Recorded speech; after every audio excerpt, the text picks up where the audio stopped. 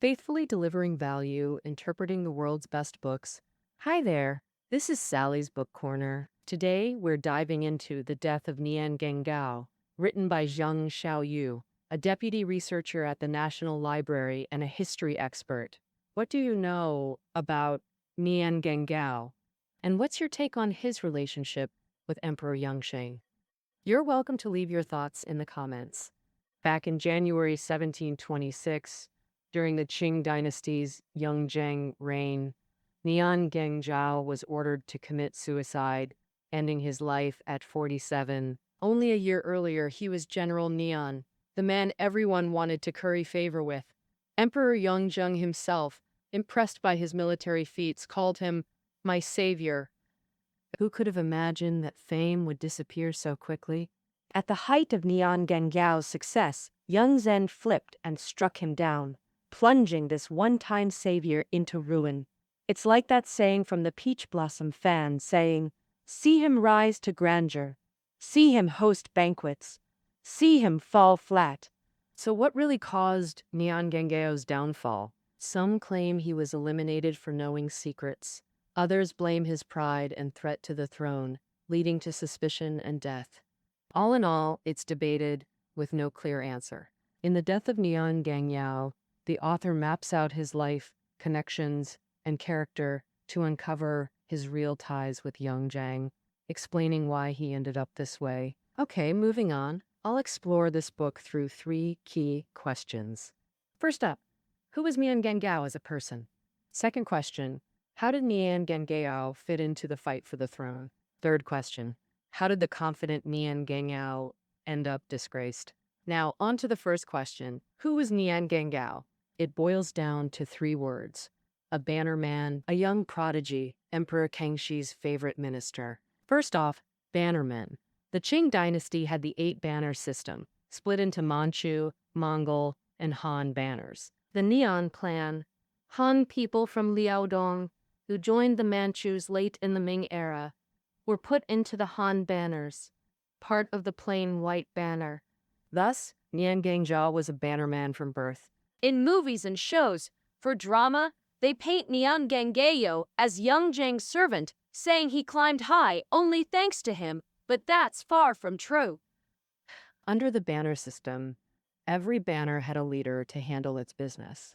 Nian Gengyao was born in the 18th year of Kangxi's reign, during which the plain white banner was led by Yang Shou.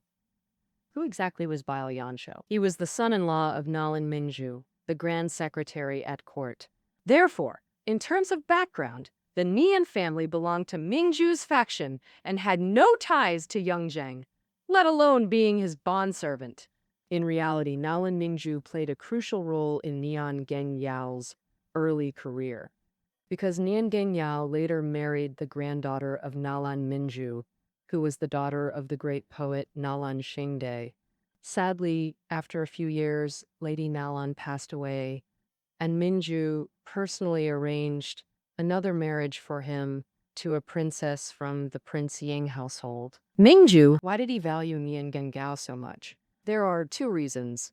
First, to win over emerging political forces. Since Nian Gengyao's grandfather passed the imperial examination and entered officialdom, the Nian family's status has been rising steadily. At the time of Nian Gengyao's birth, his father Nian Xiaoling had risen from vice minister of works to governor of Huguan, and later was appointed by Kangxi as viceroy of Huguan, becoming a powerful regional governor. Facing such a rising family, Minju naturally sought to win them over to strengthen his own faction. The second reason is that Nian Gengyao had talent. In the 38th year of Kangxi's reign, Nian Gengyao took the Shuntianfu provincial examination and passed as a Huan. The next year, he passed the palace examination to become a Jinshi. Keep in mind that the success rate in Qing dynasty imperial exams was extremely low. Many spent their whole lives without even achieving the rank of Xiao Chai. In contrast, Nian Gengyao was a natural at exams. He aced every test and became a Jinshi in his early 20s. Truly a young prodigy. You might ask, with Nian Gengyao's father being a governor and the Mingju family backing him. Wasn't it easy to pull strings? Could he really have genuine talent? Well, he did. Take Nian Gengiao's exam journey as an example. He took the Xuntianfu provincial examination because too many children of high officials were admitted. When the results were posted, there was public outcry. Students from humble backgrounds accused the examiners of taking bribes and giving unfair advantages to the official second generation. The situation escalated. Kangxi was furious and ordered a thorough investigation while arranging a re-examination. He personally reviewed the retest papers and eliminated those who didn't deserve it. Kangxi Nian Gengyao passed, showing he had real skills. In the palace examination, Nian Gengyao performed excellently again, ranking in the top 10. However, to appease the students from humble backgrounds, Kangxi ordered that the rankings of high officials' children be lowered. Thus, Nian Gengyao passed as a Jinshi with the rank of 218th in the third class. Even though his rank was artificially lowered, Kangxi still recognized this young man's talent. Normally, with Nian Gengyao's exam rank, he wouldn't qualify for the Hanlin Academy, but Kangxi made an exception for him. In the Qing dynasty, entering the Hanlin Academy was essential for becoming a top official, showing Kangxi saw him as a key talent to cultivate. From then on, Nian Gengjiao's career skyrocketed. Let's review his career. In 1700, he entered the Hanlin Academy as a reviewer, a seventh-rank position. In 1705, as imperial envoy, he chaired Sichuan's provincial exams. 3 years later, he chaired Guangdong's. Before turning 30, Nian Gengyao twice presided over provincial-level examinations. This was extremely rare during the Ming and Qing dynasties. In 1709, he became Grand Secretary, third rank, then soon governed Sichuan as its governor. In under a decade, he rose from lowly seventh rank to powerful regional governor. Meanwhile, Zhang Tingyu, who passed the same exam year, toiled decades longer to become Grand Secretary. Clearly, Nian's career soared unusually fast, and his Sichuan governance especially impressed Kangxi. Sichuan was devastated by late Ming Wars, its population decimated. After the Qing's founding, the government encouraged migration from Hubei, Hunan, and Guangxi, historically called Huglong Fills, Sichuan. Most migrants being young men caused gender imbalance and social strife. Bordering Tibet, Qinghai, and Yunnan, with diverse ethnic groups, made governance complex. Managing Sichuan was tough. Nian was formidable. Upon taking office, he personally led troops into mountains to crush bandits and restore order. He also refused subordinates' gifts, curbing corruption in Sichuan's bureaucracy. Kangxi praised this, encouraging with advisory tone, encouraging Mian to remain steadfast and be a good official. In 1717, Mongol Zunghars invaded Tibet, seized Lhasa, and tried controlling the Dalai Lama to dominate Mongol Tibetan regions. This was absolutely intolerable to the Qing court. Next spring, Kangxi sent his 14th son, Yunti, as general who pacifies the distant against the Zungars. Mian volunteered to garrison Sangpon, Sichuan's western gateway. He dispatched spies into Tibet while managing critical grain supplies for the front lines. In early 1720, Qing forces advanced into Tibet, winning consecutive battles and expelling the Zunghars. Throughout this process, Kangxi was extremely pleased with Nian Genyao's performance. Seizing the opportunity, Mian proposed. Sichuan military affairs are under the Governor-General of Sichuan Shanxi, but his office in Xi'an is too far to be effective. Why not appoint me as governor of Sichuan and let me handle all military affairs here? Moreover, consolidating both civil and military control of a province was taboo. This reflects Nian's bold, straightforward character of daring to think and act. Ironically, Kangxi favored such ministers and readily granted Nian the title of governor of Sichuan. Soon after, Kangxi promoted him to governor-general of Sichuan Shanxi, overseeing military-civil affairs across Sichuan, Shanxi, and Gansu, while assisting General Yunti, the 14th prince. In short, By Kangxi's later years, Nian had become the court's youngest, most trusted frontier governor. His status guaranteed that, willing or not, he'd be drawn into the escalating succession struggle. So what role would Nian play in this palace drama without gunpowder smoke? And how did he connect with Yongzheng? Next, we'll uncover this mystery. Earlier, we noted the Nian family belonged to Mingju's faction, and Nian married Mingju's granddaughter. His official success relied on Mingju's backing. Otherwise, his arrogance would have gotten him sabotaged repeatedly. The Mingzhu faction aligned with the 8th Prince EC, called Virtuous Prince, a top contender for succession. Ministers and advisors around him formed the 8th Prince Party. When Yinsi lost Kangxi's favor and succession hope, the party shifted support to the 14th Prince Yinti. Naturally, Nian followed the party in backing Yinti, yet Mian also had ties with Yongzheng. What ties? A lord-subject bond and in-law relationship. First, the lord-subject tie. In 1709, the 4th Prince Yinzhen, later Yongzheng, was invoked as Prince Yang. By protocol, his rank elevation required expanded household. Kangxi thus ordered the Nian family transferred from Baileian Shu to Prince Yang. This made Yongzheng Nian's Zuling, banner commander, establishing a lord-subject bond, though not making Nian his slave. Under Qing dynasty rules, subjects owed duties to their lords, like political closeness, economic support, maintaining hierarchy in daily interactions, and not embarrassing the Zuling. However, subjects had full legal independence. Their positions, property, and personal freedom couldn't be taken away by the Zuling arbitrarily. So even though Nian Gengyao was technically Yongzheng's man, he actually had a lot of choice and wasn't tied to him. Now about the brother-in-law relationship. In the 50th year of Kangxi, the old emperor arranged for Nian Gengiao's sister to marry Yongzheng as a concubine. Through this marriage, Nian Gengyao became Yongzheng's brother-in-law, adding to their lord-subject bond. Undoubtedly, their relationship grew closer, but they weren't brought together by shared interests or mutual benefit. There was no emotional foundation.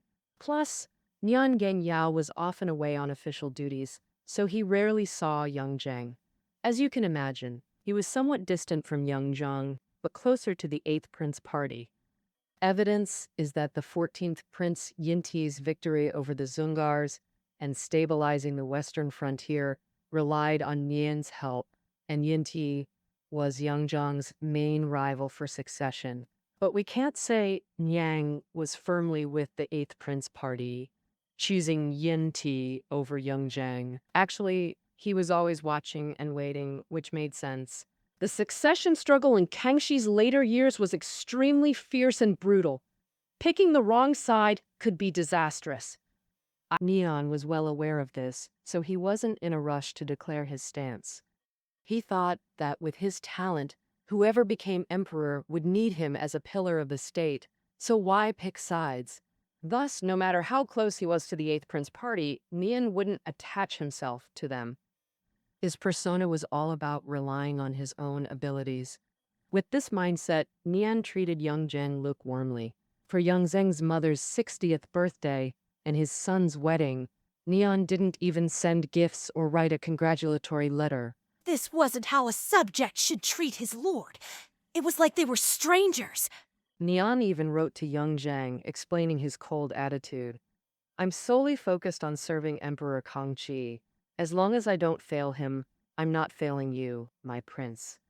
The implication was, I'm not siding with you or the 8th Prince party. I'll be loyal to whoever becomes emperor. Yongzheng flew into a rage and immediately wrote back, scolding Nian severely. Yongzheng scolded Nian Gengyao.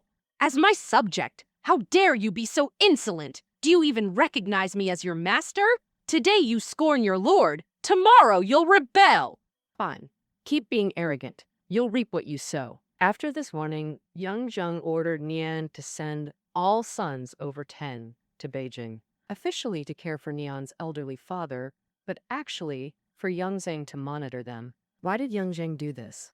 Because Nian controlled military civil power in 3 provinces while assisting Prince Yinti, making him strategically crucial. For Yongzheng, even if Nian couldn't be used, he had to be controlled. If Nian joined the 8th Prince Party to help Yinti seize succession, the threat would be immense. Nian understood the succession struggle had reached boiling point. He couldn't keep hedging. So he complied, sending nephews to Beijing as hostages to reassure his lord. Look, there's no history proved Yongzheng foresightful. In December 1722, Kangxi died at Changchunyan. Yinti was far northwest, helpless, while Yongzheng nearby claimed Kangxi's deathbed will named him successor. Thus, Yongzheng took the throne, winning the succession battle. But suspicions lingered. Many believed Yongzheng usurped the throne. Historian Feng Erkong analyzes this in new research on Yongzheng's succession. We've covered this book before. Interested listeners can find it. Crucially, Nian gave Yongzheng peace of mind. After taking power, Yongzheng first ordered Yinti back to Beijing, alone, without troops. This blatant power stripping infuriated Yinti, but he complied. Why not rebel? 2 reasons. First, Yinti's troops, drawn nationwide, would fight enemies but not the throne. Second, Governor Nian Gengyao controlled Yinti's supply lines. This strangled Yinti's options. Even considering rebellion, severed supplies made it impossible. The reason Nian Gengyao didn't help Yinti is simple. He always intended to serve whoever became emperor. Now that Yongzheng is emperor, why take risks? Especially since his family is in Yongzheng's hands. In short, because Nian Gengyao guarded Sichuan Shanxi, Yinti didn't dare act rashly and obediently returned to Beijing, where Yongzheng placed him under house arrest. Yongzheng easily eliminated his biggest political rival. Nian Gengyao made a great contribution, and Yongzheng returned the favor. In March of Yongzheng's first year, Nian Gengyao was granted the title of Grand Guardian. A few days later, he was promoted to Duke of the 3rd rank. Duke is the highest rank of nobility, more prestigious than first-rank officials, called super rank. Nian Gengyao's family also enjoyed special treatment. Nian Gengyao's brother was appointed acting governor of Guangdong, a prime lucrative position. Another lucrative post, Nian Gengyao's brother-in-law was given the positions of Suzhou Textile Commissioner and supervisor of Suzhou Hushu Pass. And Yongzheng's concubine, Nian Gengyao's sister, was promoted to imperial noble consort. Even Nian's father, retired for nearly 20 years, was granted the title of minister. If you ask who was the most favored minister in early Yongzheng reign, it was none other than Nian Gengyao. The question arises, how did such a minister, so favored by the emperor, suddenly fall out of favor? Next, I'll tell the story of Nian Gengyao's journey from the pinnacle of power to utter disgrace. First, it should be noted that Yongzheng's grand promotion of Nian Gengyao wasn't just repayment. There were practical considerations. It turned out that Lobsang Danjin, leader of the Mongol Koshut tribe, had shown intentions to rebel, establish an independent regime, and control Tibet via Qinghai.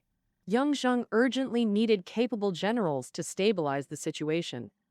Nian Gengyao had long managed the Northwest, was experienced, intelligent, and capable. Having recently proven his loyalty, he was naturally the best choice.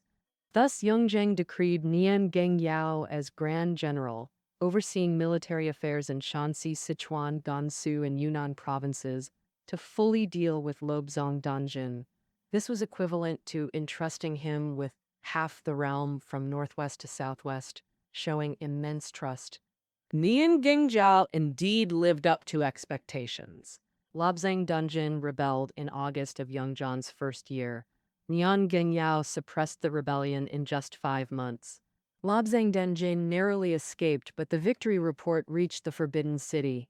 Yongzheng was overjoyed and directly promoted Nian Gengyao from 3rd-rank duke to 1st-rank duke. Nian Xiaoling, also honored through his son, was granted 1st-rank duke. Yongzheng even wrote a letter to Nian Gengyao, saying, "You've achieved unparalleled feats. Truly, you are my savior." For an emperor to call a minister his savior is rare throughout history. Was Yongzheng really that excited? Absolutely. Since ascending the throne, rumors of Yongzheng's illegitimate succession spread widely, putting him on the defensive. Now with Nian Gengjiao's great victory, Yongzheng seized it like treasure, quickly leading officials and rituals to appease Kangxi's spirit, vowing to govern well, greatly boosting his legitimacy.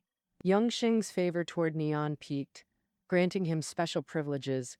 For example, after becoming emperor, Yongzheng ordered officials to repay embezzled funds to refill the empty treasury.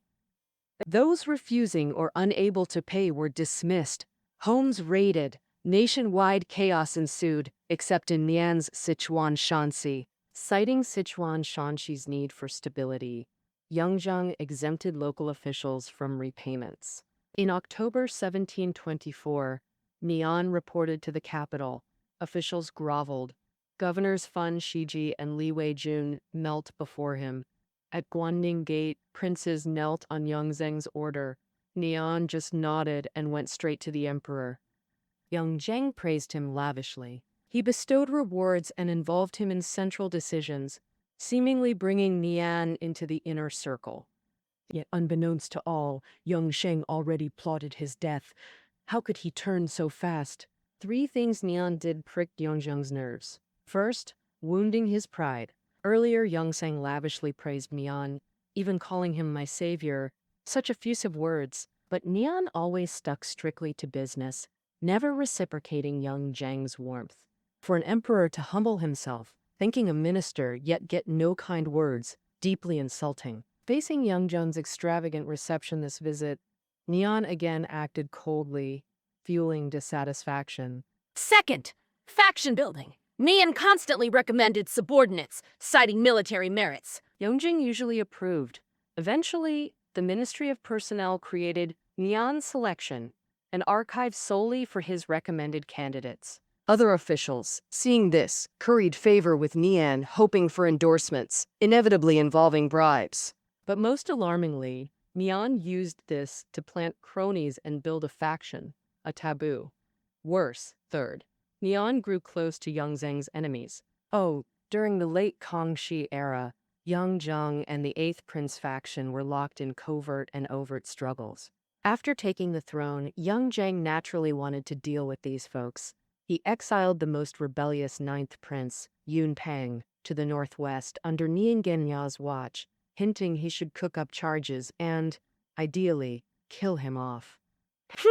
Nian Gengyao had deep ties with the 8th Prince faction. He should have followed orders to ease the Emperor's worries. But no, he got all chummy with Yun Tang, acting like best buddies, wounding the Emperor's pride, building factions, and cozying up to political enemies. Any one of these was a death sentence in feudal times. Gee, later folks might scratch their heads. Nian was a seasoned player? So how'd he get so clueless? Well, the key reason is Nian failed to shift gears and adapt to the new emperor's style. Nian spent most of his life under Kangxi, who had an open-minded approach. Like, remember when Nian outright demanded to be made governor of Sichuan? Kangxi didn't just forgive him, he happily agreed. Early in Yongzheng's reign, to secure the western frontier, he listened to Nian on everything, which made Nian develop a habit of doing whatever he wanted. But times change. With external threats gone, Yongzheng needed to flex his authority more. Nian keeping that up was just out of step. And buddying up with Yongtang? That was a holdover from the Kangxi days. Kangxi valued family bonds, fatherly love, filial duty, brotherly affection. So Nian wrongly assumed Yongzheng was the same. Oops, he messed up again. For power, Yongzheng would turn on his own kin. He was dead set on crushing the 8th Prince faction. Yet Nian insisted on befriending Yongtang. Talk about digging his own grave. All this convinced Yongzheng that Nian had to go. But being cautious, he wouldn't strike until fully prepped to take him down. Yongzheng took 3 steps. First, he made up charges but sent Nian back to guard the northwest, pretending deep trust while secretly telling officials to dig up dirt on him. Seasoned officials caught on to the emperor's shift right away. Nian was headed for trouble, so why wait? They flooded in with reports of Nian's shady deals, faction building, taking bribes, bullying folks, even plotting rebellion. Second step, dismantle Nian Gengyao's power base. Nian had run Sichuan Shanxi for years. It was packed with his cronies, so they needed purging. Yongzheng's trick was to win over Nian's top lieutenants. Yu Zhongqi was promised that if he cut ties with Nian, he'd get the Sichuan Shanxi governorship. Naturally, Yu wept with gratitude and pledged loyalty to the emperor. The third step was demotion and arrest. Starting from May of Yongzheng's third year, memorials demanding Nian Gengiao's impeachment flew to Beijing like snowflakes. As the accusations piled up, Yongzheng gradually demoted Nian Gengyao from first-rank duke to second rank, then third rank, until stripping him of all titles and positions. And Nian Gengyao was also arrested and brought to the capital. Thus, Nian Gengyao completely fell from power. It proved that the faction he painstakingly built was no match for imperial power, collapsing quickly. The next question was whether to kill someone who was no longer a real threat. Even the usually ruthless Yongzheng hesitated. There's a reason. Yongzheng had deep affection for Nian Gengyao's sister, imperial consort Nian, who was in poor health. He feared that killing Nian Gengyao would upset her and worsen her condition.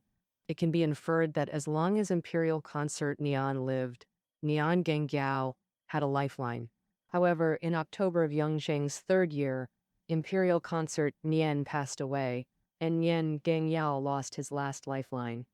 Half a month later, the Ministry of Justice, following Yongzheng's will, drafted 92 major charges against Nian Gengyao, and he was ultimately ordered to commit suicide. However, Nian Gengyao's second son, Nian Fu, was executed for involvement in political struggles, while his other sons were pardoned and handed over to his father, Nian Xiaoling, for discipline. Compared to the extermination of the 8th Prince faction, Yongzheng showed mercy to the Nian family. The reason was his regard for imperial consort Nian. He couldn't bear to be harsh on her family. But after such a heavy blow, the Nian family never recovered and soon faded from the Qing political stage. Nian, after listening to this episode, what are your thoughts on Nian Gengyao? Why do you think he met such a disgraceful end? Feel free to leave your comments below. Well, that's the death of Nian Gengyao. That concludes our interpretation of this book. Book notes are below the audio. See you next time.